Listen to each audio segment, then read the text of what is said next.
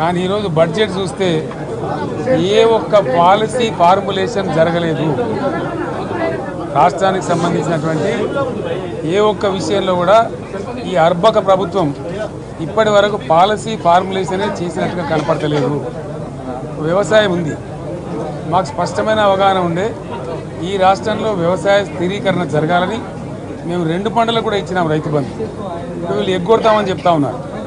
మేమేదో రైతులకు ఇచ్చిన డబ్బును దాన్ని పాడు చేసినాము, చెడగొట్టినాము, దుర్వినియోగం చేసామన్న పద్ధతిలో దురదృష్టకరమైన వ్యాఖ్యలు చేస్తూ ఉన్నారు.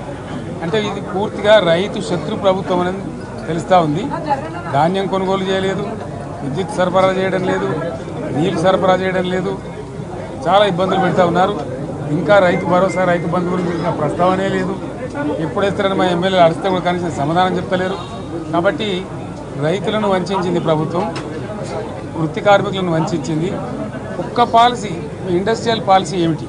ఏమి లేదు. బట్టి గ్యాస్ ట్రాష్ పంచరంగం ఈస్మాన్ కలర్ లాగా చెప్పడం తప్ప, స్టోరీ టెల్లింగ్ లాగా ఉన్నది తప్ప బడ్జెట్ చెప్పినట్టు లేదు.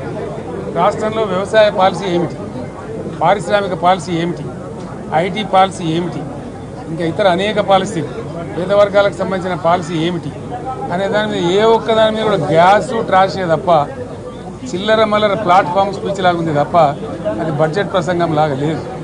రాజకీయ సభలలో చెప్పినట్టుంది తప్ప ఏ ఒక్క పాలసీని కూడా నిర్దిష్టంగా ఈ పనిని మేము ఎట్లా సాధిస్తాం, మా గోల్స్ ఇవి, మా టార్గెట్స్ ఇవి అనే పద్ధతి కానీ పద్దు కానీ లేదు.